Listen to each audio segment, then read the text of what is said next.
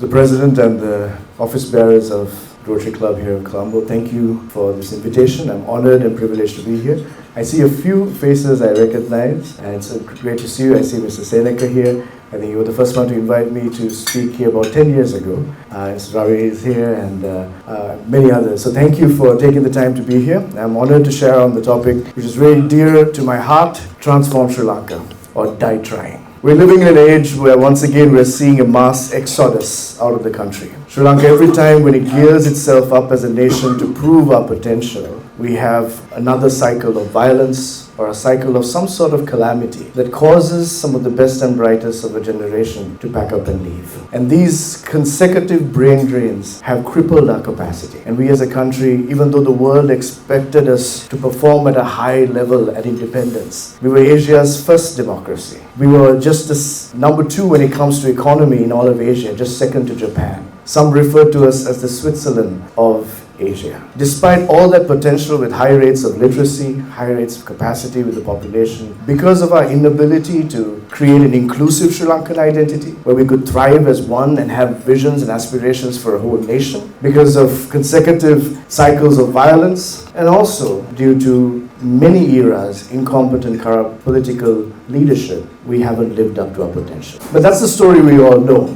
But I refuse to let that be the end of the story. I believe we all don't want that to be the end of the story. As long as we're alive, and as long as we're here, and as long as this country is ours, we can bring about change. It has been done. It can be done. And I believe it will be done. Because too often, people look at the challenges, they're overwhelmed by the many times of failure, the many failed promises, the many leaders or the many movements that gave some sort of hope, but then disappointed. That leaves people to question the very viability of change. But I believe, as you look at history around the world, countries that have been in a worse situation than our own, that didn't have the basic infrastructure or the capacity that Sri Lanka has built over the years, have made incredible comebacks and even surpassed our own country. If they could, why not us? If they did it then, why not now? And the question is, when you look at these countries, whether it's the often mentioned example of Singapore, or it's Indonesia, or Malaysia, or Rwanda, or Ethiopia, or Ghana, or Vietnam, these were countries more often than not written off as failed, corrupt, incompetent,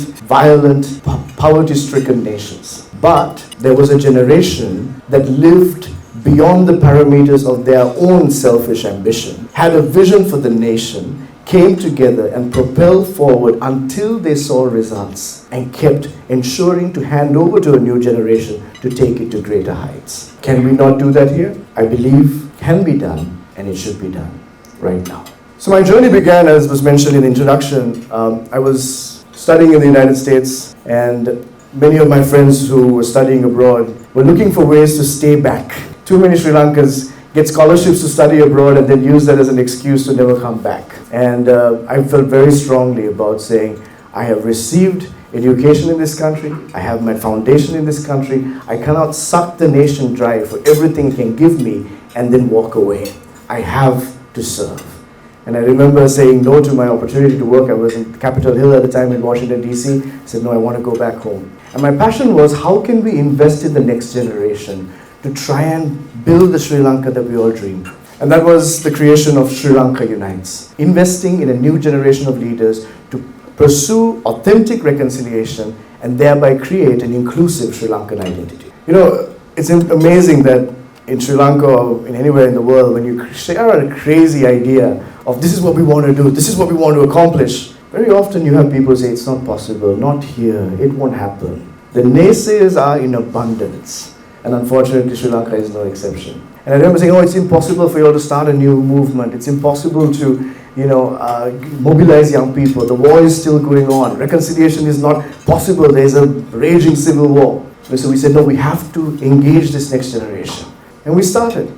We started bringing young people from across ethnic lines, religious lines, and we started seeing the potential that that generation has. Myself, I've traveled 7 times across the whole island for 40 days at a time. Every year I take a team and we travel. And each of those 7 years, we're building our networks, learning about the country, but most importantly, realizing the depth of the talent we have. Whatever brain drain that has caused loss for this country, that has been replenished by a new generation that's here. They may not be all in Colombo. but they're all across the country. If only we give a chance to invest in them, give them a platform, encourage them and inspire them. And I've done that for the last 15 years of my life through Sri Lanka Unites. We have engaged over 1.5 million youth, today over 30,000 members, and we're continuing to expand. In fact, right now I'm retired from Sri Lanka Unites because I passed 35 years of age, and it's a youth movement. We have too many youth movements with 60-year-olds running it, and I felt it was time to hand over because also I'm engaging in the political arena. But we've been amazed how young people are able to accomplish with so little money. People were not willing to invest money in what we were doing. But we were able to engage 1.5 million students, create thousands of clubs across the country. Larger INGOs will spend 10 times, 100 times to get to the results. And they're asking, how are you managing to do this? Your budget is, we are audited by KPMG. So every year it's public. And like, how do you do it with so little? The power of volunteerism and a nation's youth who believe in a better future, who want to come together, who want to fight for justice together, to create development together. And that gave me hope. And I still have that network of young people across the country. Some of them I've known when they were like 15 years of age. And now to see them in key positions of leadership, either in the corporate world, in government sector, and other places, I'm saying there is so much potential. And Sri Lanka deserves better, and we cannot afford to give up on them. And these are young people also who predominantly know, yes, there are plenty of opportunities to pack up and leave and fend for oneself, but they also feel there's a deeper calling to give back. And that's been a joy to work with them. Not too long after we started Sri Lanka Unites, we started getting attention from other countries in the world with similar histories of post-war realities. Our first call came from the Democratic Republic of Congo, one of the poorest countries in the world. Brutal war. Over 6 million people have died in Congo in the last 15 to 20 years. And they were saying, but the movement that you all are doing in Sri Lanka, your strategy, your emphasis on youth, the thought process and the work that you'll put in can be replicated and contextualized to Congo. Some of us we know nothing about Congo. We don't speak French. No, but we feel you can. Come and help our teams. And the Congolese delegation came to Sri Lanka, lived with our reconciliation youth from Jaffna and Martha and all, and they watched and they learned and they created, and we went with them. I flew with a team of 15 Sri Lankan young men and women from Jaffna to Martha to Hambata. 15 of us went to Congo and we launched Congo Unites. Today Congo Unites is over 14,000 members. It's one of the fastest growing youth movements in that country. A few years later we got a call from Liberia, Uganda, Kenya, 13 countries in the world, and they say the origins of our peace-building youth movement came from this little island nation called Sri Lanka.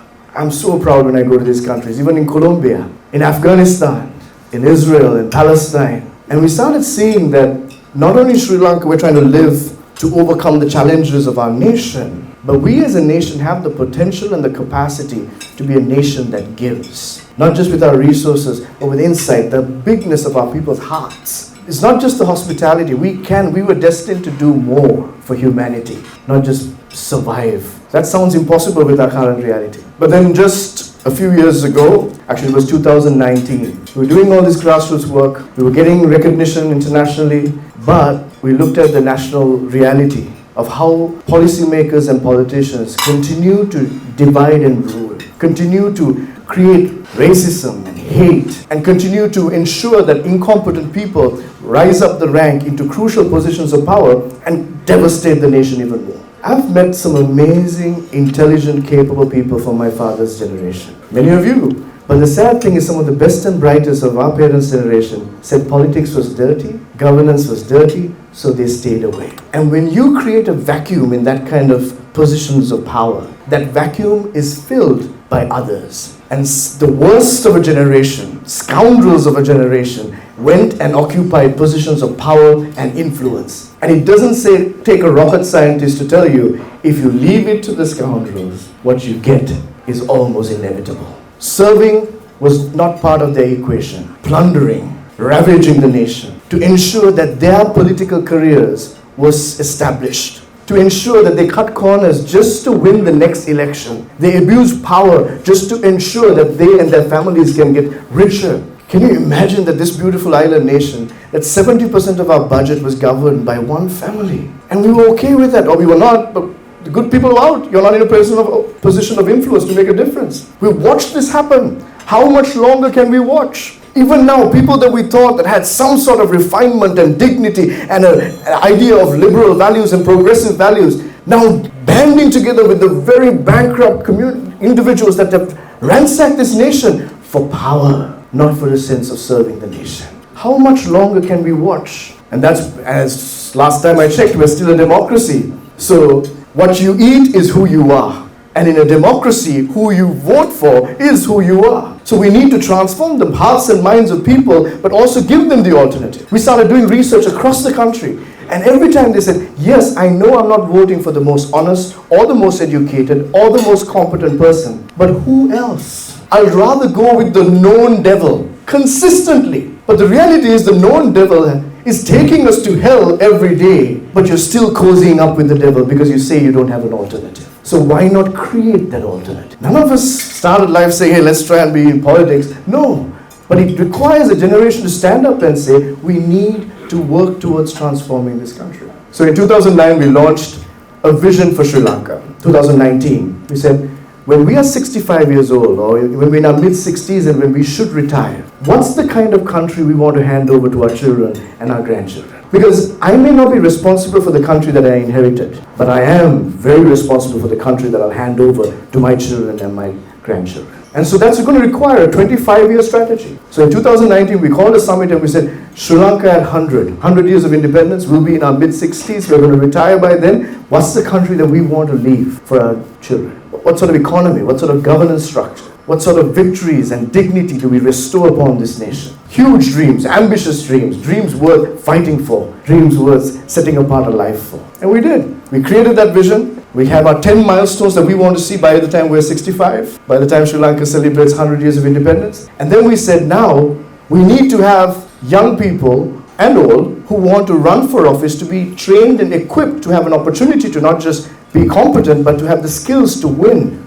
Would you imagine that we had 1,000 applicants from across the country within the first 3 months saying, I want to run for office, but I want to be competent. I want to be transparent. I want to be held accountable. I want to serve. 1,000 from all 25 districts. And every Independence Day, we graduate the cohort and then induct a new cohort. And in a few days, our third cohort will graduate, another 65 future public sector leaders and politicians. And their commitment, their pledge is, I would live transparently, serve selflessly, and be a servant to the people of this country and to the vision that we have. It can be done. And then we said, well, academy is good, educating the masses is good, but if you don't create a platform, most of our young people won't get nominations in these parties. You know, there are only 11 Sri Lankan parliamentarians who are under the age of 35. 10 of them are children of politicians. Only one guy under 35 is not related to a politician. So how can a new generation enter to serve when it's been a family business? Or when you need almost black money or drug money to even win an election. And the average parliamentarian spends 40 million rupees on their election campaign. Average. In Colombo, it goes up to 100 million. There was a certain individual in Colombo who spent 200 million and still lost. How can an average young person from a middle class or lower middle class family come up with that kind of money? Especially those who don't want to get compromised or don't want to make critical decisions of violating their conscience. But we felt we need to create a platform and create a movement. It's not going to happen overnight, but we have established it as the United Centenary Front, and we are looking to contest at the next general election in all 25 districts, in all 196 polling divisions of the country. We will be outspent 100 to 1, I guarantee you that. But we will fight till the bitter end in this democracy. We'll go house to house. I myself have left everything I'm doing. I'm still the president of Global Unites. I still serve as a consultant to the movement, but 600,000 families in the Gampaha districts. I'm going house to house. I may not have the money for a TV ad, I may not have the money for massive advertising, but I will go. We're building teams. Every location we're going and saying, no longer the lesser evil. Or you have the risk of going for a hate vote. I'm angry with these guys and these guys, so let me give these guys, maybe potential former terrorists, hands of a nation who have a chip on their shoulder against anybody who's done well for themselves, who's worked hard and been entrepreneurial, assuming that that's going to help change country. When people are hurt, they make bad decisions. And in Sri Lanka, every time we've had a political wave, it's been an emotional decision of the masses that's devastated the country. Last time it was a fear of terrorism or fear of a minority, and we needed somebody who didn't ask the questions. Went to a person who has no track record, high levels of corruption and accusations, and we thought this is going to be fine, it's going to be perfect. No, you cannot fall in the same hole that you fell in the mid of the night in broad daylight. But some way Sri Lanka has fallen in the same pit over and over again, because that's what Einstein said, the definition of insanity is doing the same thing over and over again and expecting a different outcome. So I believe we don't have to make that same mistake. So it's not just wishful thinking. Because when I looked and we started reading, I just published a book called The Phoenix Generation, and it's available at Sarasari Bookstore and Barefoot and so on. I studied movements and grassroots movements around the world that have changed the course of humanity. It seemed impossible. In the words of the great President Mandela, he said, "It seems impossible until it's done." So some of you are cynical and critical, oh, it's not possible. Well, it seems impossible until it's done. Everybody told Mandela, there's no way you will defeat the apartheid regime. There is no way that there will be democracy in South Africa. It was impossible until it was done. Many people told Gandhi in the movement, there's no way you will have independence. You are outgunned, out-strategized, not organized enough to get back the power in India. It seemed impossible until it was done. People told Wilberforce, there's no way that you would abolish slavery. It was the most lucrative industry. There's no way the British Empire, or anybody for that matter, would stop slavery. It was impossible until it was done. When Dr. King was speaking in the streets calling for equality, everybody said it's impossible. There's no way that blacks will be treated as equals in the United States or anywhere until it was done. The suffragette movement, women were told, stay in your house. Some of you may deserve an education, but not all of you, but definitely not power, not voting rights, and not to serve in leadership. That was just as 1918. But a group of women created the suffragette movement and they said, no, women have the right to vote, right to run for office, and be treated as equal citizens. Today, almost every nation in the world, women vote. It seemed impossible until it was done. These realities changed humanity. I'm asking, can we change the trajectory of 22 million people in 65,000 square kilometers of this country? Are we not smart enough, committed enough, and united enough to do it? In our current state, no. But can we? Yes. So now that I'm also getting a little older, when I speak to younger people, I see some of this, bright-eyed, bushy-tailed, saying great ideas and all that, and a little bit of a cynical in me is like, no, Mali, I don't think that will work. No, Nagi, that's a little too much. And I have to shut myself up saying, shut up. Just because you couldn't do it doesn't mean they can't. I can choose to live my life sucking the life out of people's dreams and desires to accomplish something, or sucking the oxygen out of their aspirations, until one day the oxygen is sucked out of my own lungs and I'm dead and gone. Or I can live by fueling the fire of a generation who deserves better.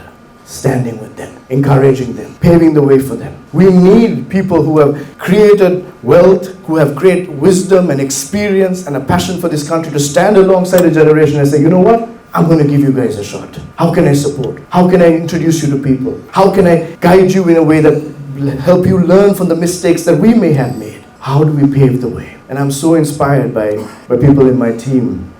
We have an executive council of 18 members. Half of us are under the age of 35. Half of us are Sinhalese Buddhists, and half of us are all the other ethnic and religious groups in the country. Every one of them have at least a bachelor's or a master's degree. Everyone has executive leadership experience in some way, shape or form. We've got graduates from Harvard, from Oxford, from Cambridge, from Colombo, from Jayawardhanapura, from Kalani. We don't have space for people who haven't excelled in some sort of academic scholarship, but at the same time excelled in professional executive leadership. You just can't hope that somebody, because they look nice or they say the right things, that they can lead. You have to have a track record of how have you led, how have you created an income or profit, how have you turned things around, what's your strategy. And we look, there are such people in this country, plenty.